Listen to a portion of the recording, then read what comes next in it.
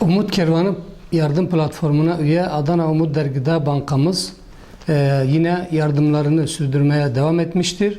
Bu ay 410 aileye 10.250 TL değerinde gıda, 17 aileye 340 TL değerinde ayakkabı, 100 aileye 2000 TL değerinde soğan, patates, 25 aileye 1250 TL değerinde et, 20 aileye 3610 TL değerinde giyim, bir aileye de bir çekyat olmak üzere genel toplam 17.650 TL değerinde yardımda bulunmuştur.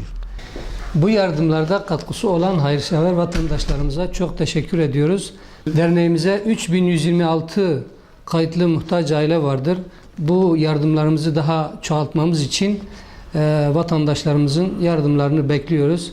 Tekrar yardımlarının kabulü için Allah'tan niyaz ediyoruz. Teşekkür ederiz.